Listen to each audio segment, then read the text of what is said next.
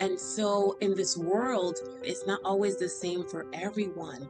So when I Yeah. learned about the foundation, you build a house, you have to have a good foundation. It's got to be on bedrock. If your foundation is not on bedrock, you put it on sand, it's going to sink. So the foundation of wealth is, you Yeah. see, there's so much happening when it comes to trade, when it comes to business, when it comes to the Yeah. stock market. Things are up, things are down. Talking about protecting the bottom line, regardless if the market is a bear market.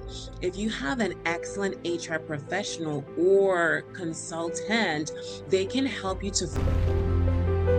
A visionary coach and founder of the Shine Institute, transforming workplaces through purpose-driven leadership.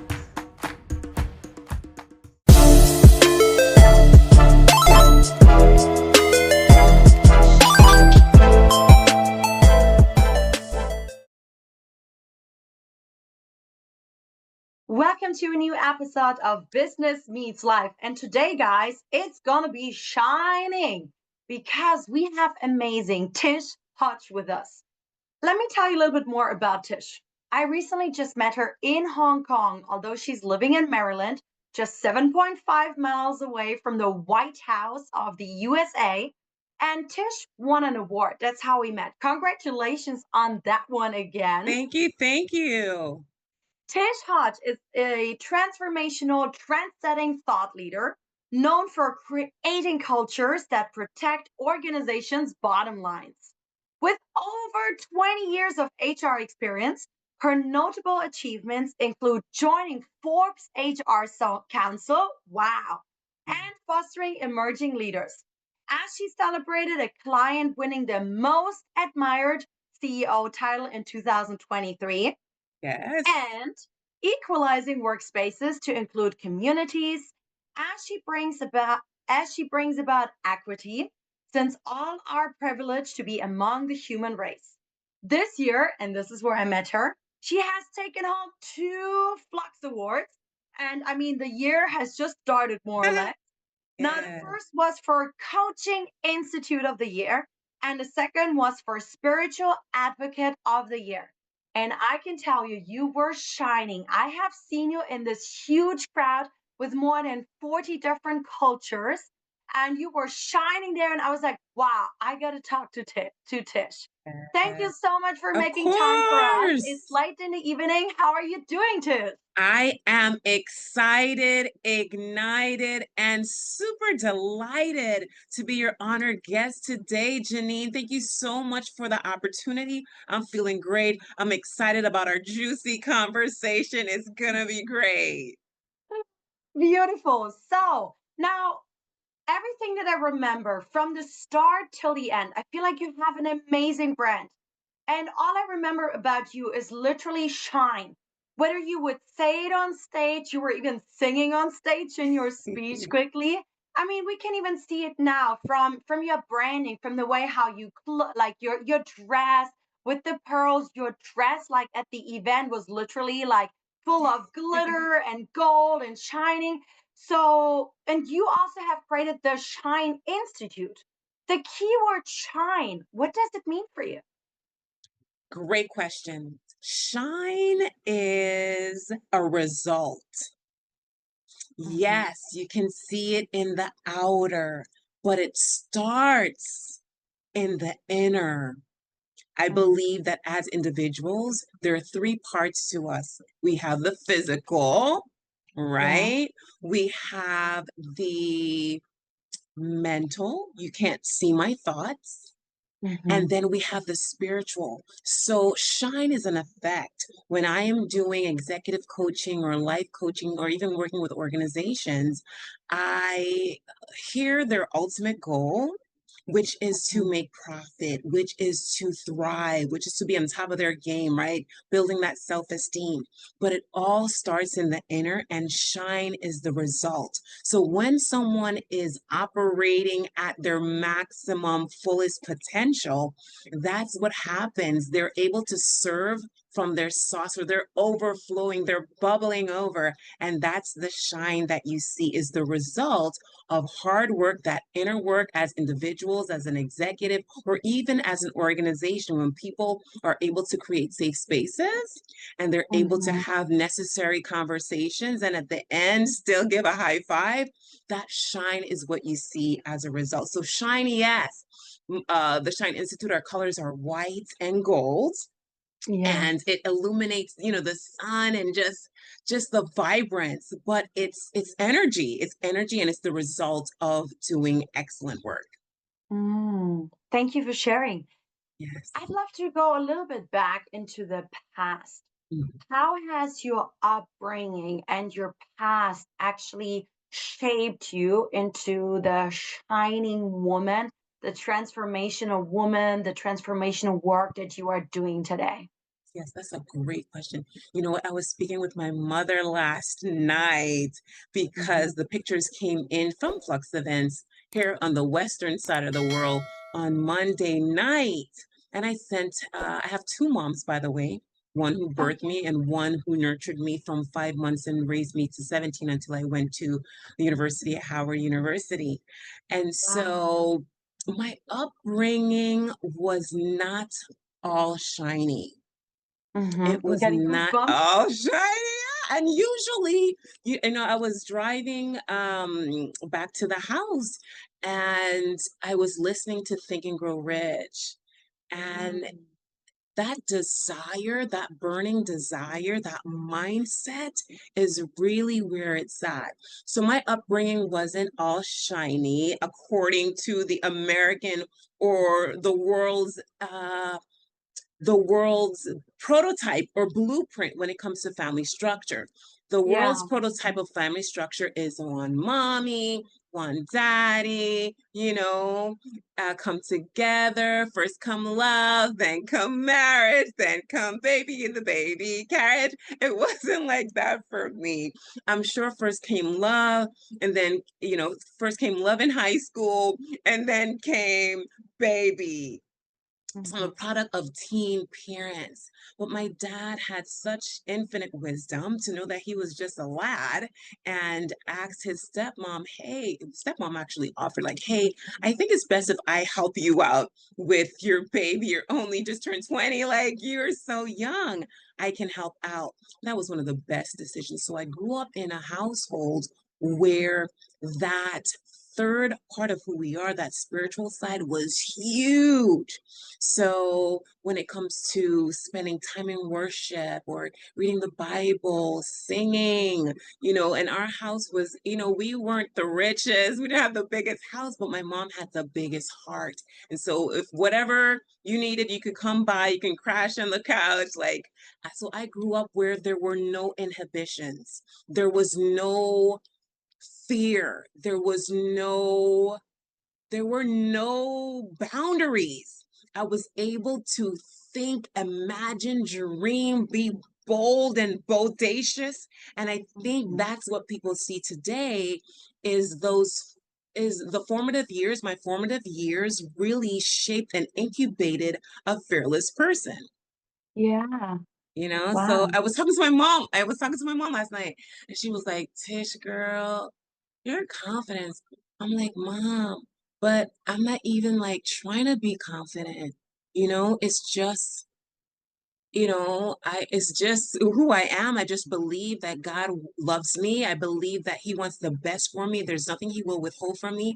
And I can do whatever I put my mind to because that's where the battle is. If I can dream it, if I can think it, if I can imagine it, if I write it down, if I put steps together, it will come to pass. So yeah, my Wow. upbringing wasn't perfect, but I was determined to, if I didn't let a rich family come from a rich family, I will let a rich family come from me. I love it. This is so beautiful. By the way, Mhm. like, although I'm German, I lived Uh-huh, in the US for 5 months through an uh-huh, exchange uh-huh. scholarship that actually came to me. And back then, because I don't come from that typical family structure either, I wrote Mhm. down in the application, I'd like to live Yes. in a real family, mom, dad with kids. And that's how Nice. I actually was able, and I got a lot of love. And that's how my Nice. humor came from my American family, where I was able to live in for 5 months as well. That's So amazing. What state were you in? they were from Chicago and we lived in Nice. Vegas. I was Oh, 16. wow. Nice. I love it. You see, you dreamed it, you wrote it down, and it came true. Exactly, exactly. Yeah. So that also gave me a lot of learnings. So earlier you were mentioning about executives or the people you work with to do the inner work. Yes. So, having worked with some of the most amazing executives, like global executives here in China and outside of China, I realized they have come so far in their career. They're like the C and like senior level managers of some of the world's biggest Chinese and foreign multinational companies without naming anything. However, what I've noticed, knowing many of them personally, that even in their home, a lot they have not applied. Like they're seriously like so coachable and they've done their global executive MBAs and whatever kind of like amazing education and networking. But a lot at home is just not going well. So I'd love to talk a little bit more about number one, like how can executives do the inner work? What means the inner work? Because I feel like they do a lot of the outer work Yes. to fulfill more of their potential in their organization and their personal homes. Yes. Wonderful question. I wish I could say I designed it myself. That's a beautiful question. So I hired someone today. I sent an Mm-hmm. offer letter last night. And I spoke with the young lady yesterday morning, and I apologized to her because she works in a toxic environment.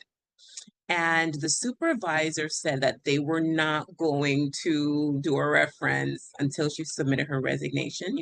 I told her, just give me another supervisor, got another supervisor to do the reference. But she was so stressed out, right? That's an example of poor leadership. When that executive is able to do their inner work, they're able to celebrate someone else's successes. Even if they choose not to be on my team, baby, you are going to go on somebody else's team that you sought out. You saw the vacancy, you applied yourself, you interviewed, you've made it to the finalists, and now they want to give you an offer. Where do I sign so that you can pursue that opportunity? A healthy Yeah, leader who is happy, who's spilling over with joy, they're going to celebrate, they're going to inspire, encourage, use their sphere of influence for good and positive. So that's an exact example where that leader is able to do their inner work. What is going on, right? So we talk about parenting twice. I told you a little bit about my upbringing. mhm, So those executives who are struggling with their inner work is because they failed to self-parent. Maybe it may not be themselves parenting, but yeah, seeking that counseling, that therapy, whatever happened. Maybe you had a narcissistic father, or maybe you had a bully as a bigger sibling, or whatever, your teeth weren't really perfect, whatever that thing was that still plays you in the back of your head. You got to work on that thing. So when something happens, if someone in your team gets another job, you're able to say, hey, good for you, all the best. You're not going to selfishly try to pull that person back. So that's an example of a leader doing their inner work. And so the second yeah, part of the question is why they may not do it, what may be prohibiting them um, from taking things to the next level, because not every leader hires you or hires me or get help, a consultant to come in to help them to take it to the next level. That's so the mhm, first one is just individually running the team. And the second part is, hey, something's not quite right. That's half the battle, is just saying, hey, it's broken, and hiring you or hiring me so that we can ask those provocative questions so that they can start assessing it and coming up with the answers on themselves. Or maybe we can suggest, ask, hey, have you thought about this? Have you thought about that? So that they can start laying the foundation of having that mhm. paradigm shift to actually start building what they want to see. And especially when it comes to the personal life, their personal life, it's not going to happen out of osmosis. You have to love you first. Self-love. You have to love you first. That's why you got to do your inner work. And yes, you're on top of your game. You're VP, you are CEO, you're a director, middle manager, supervisor, right? How do you balance the work and still balance the fam? You got to schedule it. You got to schedule date nights. You have to Yes. put a calendar together. If you have kids, soccer, recital. I know I was coming to Hong Kong. I'm not yet a mom, but I scheduled that time with my nieces and my nephew. Like this weekend, we're celebrating graduation, we're celebrating birthday. It's intentionality, right? Scheduling dates, putting a calendar together, making sure that, again, once you've done your inner work, you know the importance of deposits and withdrawals. You know your idiosyncrasies. You know if you may run late and your spouse may be punctual and you were running a little late, but you know your spouse's love language is acts of service. So maybe you wash her car, just knowing, doing the work. The Gottman Institute is phenomenal when it comes to the relationship. Read their book, The 8 Days. Yes, It was a yes. game changer. Yes. And the horsemen, right? That can really bring down relationships. So being intentional, the same way that that executive went and got their MBA, went and did their certifications and are Six Sigma and all the things to be that executive, the same energy that they put into that, they have to put into family. Because at the end of the day, at least from my belief system, family is that's the first organization that you are responsible for. That has to be well hopefully before you go outside.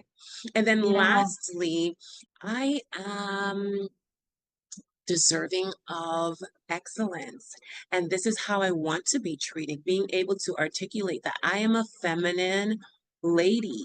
There's a difference between a baby girl, a teenager, a woman, and a lady. We are born either male or female. We grow up through the adolescent time period, and a mature person that was born a female becomes a woman. But it takes refinement, it takes education to transform yourself into a lady. I've already taken so many notes. I'm like, wow, I've learned so much. I got a lot of inspiration. I also loved how in the beginning you were talking about that leader with the parenting twice and intentionality and self-love and basically Yes, I'm deserving of excellence. Wow, so yes. many key messages I already got here. So I Mhm. think every one of the followers can probably also feel like the love you're sending out and the transformation you're Yes. with the butterfly effect you're sending in this world. So you're doing such amazing job with teams, organizations, one on one. How can you actually create legacy? Because I know you also want to have that legacy. Yes, yes, and yes. Thank you so much for asking that question.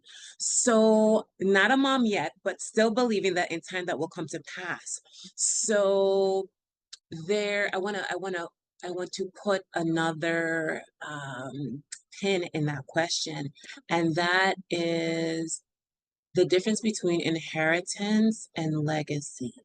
So Mhm. inheritance is what I will leave back based on my planning, based on how I live my life. Inheritance is what I'll leave back right now for my nieces, for my nephew, in the future for my child or children, right? Legacy is what are and of course, is what I believe are the intangibles. You may not be able to touch it. Legacy are the intangibles that I will deposit and leave on the earth that will continue to go on. And so right now I have a campaign of 14 carats. What are 14 carats, Tish? I know 14 karat I golds. Like, are you talking know. about 14 carat diamonds? What are you talking about? So last year I got my certification in inclusion from Mhm. Cornell University. And 1 week we studied, Congratulations. thank you, we studied privilege and just how things are different. And that's why I focus on the human race, right? We're all human. We all bleed red blood. We all take in oxygen. We all need water to survive, right? We're all a part of the human race. And so in this world, some it's different. It's not always the same for everyone. So when I Yeah. learned about the foundation, you build a house, you have to have a good foundation. It's got to be on bedrock. If your foundation is not on bedrock, you put it on sand, it's gonna sink. So the foundation of wealth is the foundation of wealth is life insurance. And in my community, I can only speak about my community as a Black woman. Sometimes individuals wait until the third or fourth quarter to get life insurance. So within 30 years. So the first quarter from, yeah, from birth to about 25, right?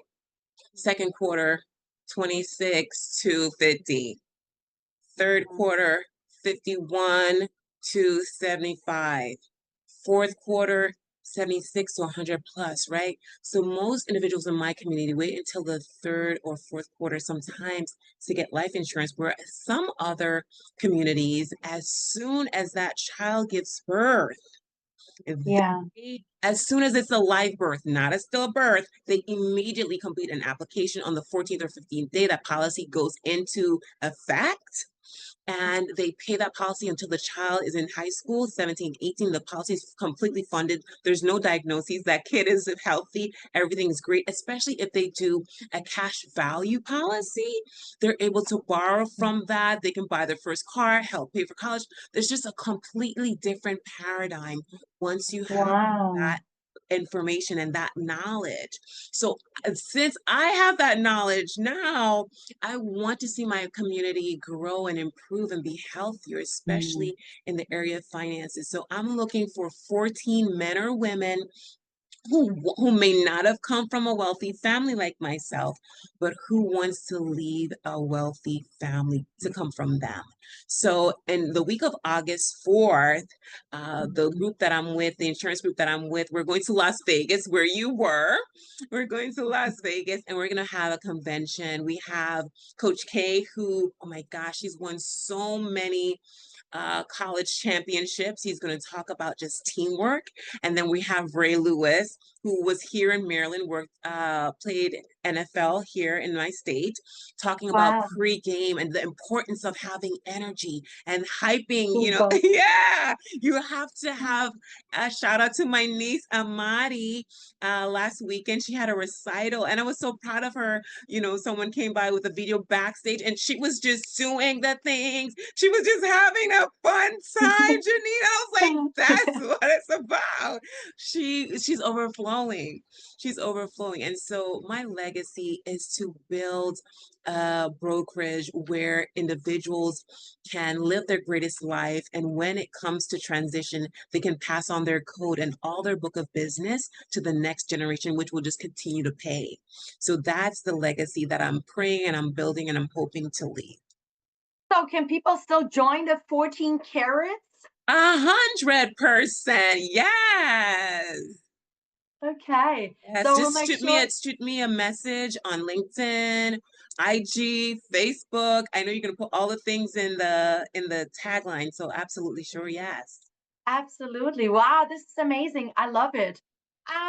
What has been your biggest failure? Because I think we all see you shine and we see how tough you are and bold and confident. I also love that you talk about like vulnerable topics. What has Yes. been one of your biggest failures? And maybe like this also depends on cultures because something I love about the American culture is you guys, especially the entrepreneurial drive, you want to make mistakes, you want Yes. to fail Yes. fast. So Yes. probably you wouldn't Yes. even call this a failure compared to Yes. other cultures.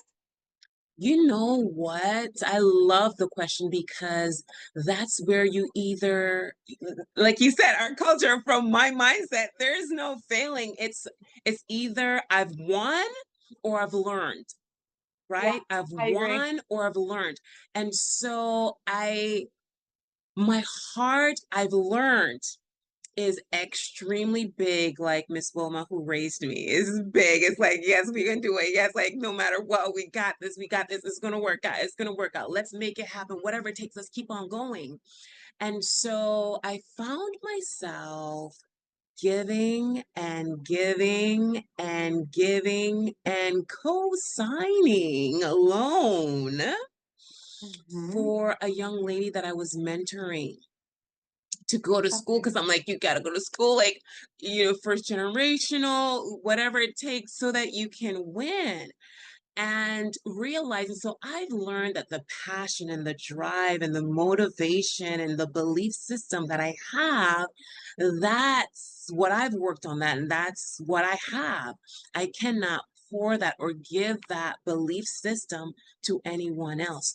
They have to curate it and work it and build it on their own and believe it for themselves. Because in the end, I ended up not only still paying my student loans, I still had that student loan to pay, even though I co-signed.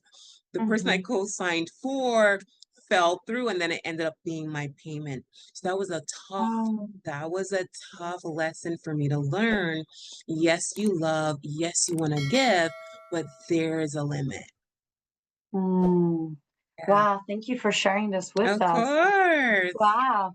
Okay, so what has been some of the best advice that you have gotten? I have a mentor. Her name is Frances Parker. And this year she's going to be 81. She is drop dead gorgeous, Janine. Her smile shines and lights up a room. Like, man, are you really 80? She's fabulous. And she was married. She's since been divorced, and she has children, grandchildren, and great grand. Okay. And she said, Tish, I was young and now I'm older. And I've been dating and married and single again and worked in business and all the things, Mm-hmm. leadership opportunities. And the one advice that I can give you is focus on you. Focus on Mm. loving you. At the end of the day, people come, people go, opportunities come, opportunities go, awards come. They may not come again next year, but the Yeah. only person that you have to look in the mirror, to be by your side, to encourage yourself at the end of the day is you. So take care of you. Take time to get a manicure. Take time to do that self-care thing, making sure that your hair is bouncy and washed and you're feeling good, you're looking good. You're taking time for you. Because if you Mm. don't do that, you are going to be irritable. You are going to not be able to exude the gift of the personality that you've been entrusted with. Mm. You're going to be working on fumes, and Mm. some people can get sick from that. So to be your optimum self, just focus. Of course, you're loving, you're giving, you're doing all the things, but Yes. make sure that you schedule and carve out time for Yeah, you. this goes back to what you mentioned earlier. Same with the relationships, the family, Yep, yep, intention, scheduling yep, it, not yep. making excuses, right? 100%. I love And it. that was from Frances Parker. And another I would have to shout out Sister Lucy Prasad. She gave me advice that I still use today, Janine. And she said, during the time of my divorce, she said, Tish, every disappointment is God's appointment for something better. I love it. One door closes, a better one opens. Yeah, so don't get down. Enjoy life, live it up. Like it's all gonna work out. I love it. Wow. Thank you. Thank you. So, I have read some of your amazing articles on the Forbes Business Cycle, sorry, Yes, yes, HR Council, yes, yes. Forbes HR Council. And there are so many. You speak about psychological safety, Mhm. about all kind of like HR trends and tips and inclusion and all these things. Now, as I work a lot, like I'm a bridge between the East and the West, and I also work a lot in the US. Also, just, gave a speech there in LA last year in November. Yes. Hmm. But I mainly work in APAC region. So I Yes. feel like that HR, especially here in China, is not as well developed yet compared to some other countries. And especially like psychological safety, going back to like the culture is something that we're not there yet. So I'm wondering, can you tell us a bit about some like upcoming HR trends? Or and on top to this, maybe some tips for for HR for organizations. 100%. So right now, the world, I think you were there for the panel. So right now, the world is in a very delicate place. If you look at Bloomberg, that's what we have in the US, or you're looking at CNN or your news stations, you Yeah. see there's so much happening when it comes to trade, when it comes to business, when it comes to the stock Yeah. market, things are up, things are down, and there you cannot predict what the numbers may look like tomorrow.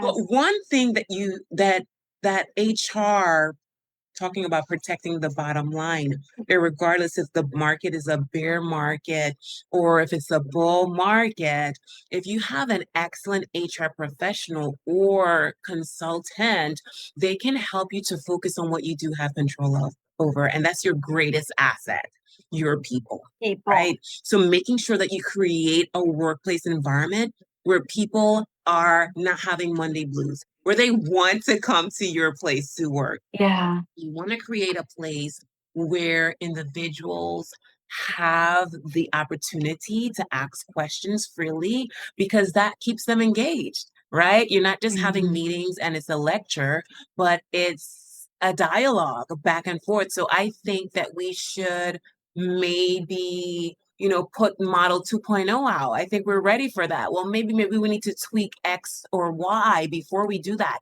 You want to have the buy-in of your people because you never know where the next bright idea is going to happen. Yeah. Again, as I was listening to Think and Grow Rich, the partner for Mr. Edison knew he wanted to be a partner, but he worked Mm. 5 years until he asked him, like, okay, we got to put this model out. Creating that space where people can ask questions, where they can even challenge the status quo is so critical because that's where you get your best and your brightest. We cannot get a Mm. muscle. We cannot grow a muscle if we don't do those Yeah. push-ups, if the muscle Yeah. doesn't break down. So just being able to be uncomfortable, it's okay.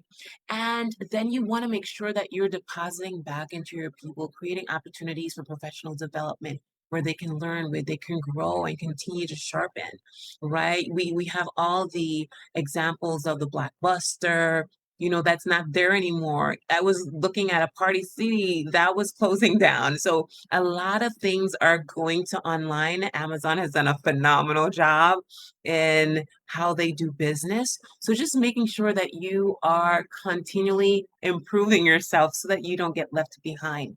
So when you have a Yeah. great person in HR, recognition is huge, taking care of your people. At the end of the day, they can find a job elsewhere, right? But why they want to work for you is because you say thank you. It's because you say, I saw what you did the other day, and here's a $25 gift card or whatever that thing is. If you have Appreciation. yes, a traveling trophy, this month we're going to recognize our sales team. They got a big piece of business, whatever it takes. But you want to Mhm. make sure, if I can sum it all up, your greatest assets that you can control. You may not be able to control the investors or the market or the property value or development that's coming into town. But what you can control are the people that's chosen to be on your team that you provide us equal environment, hopefully equal pay, male or female, right?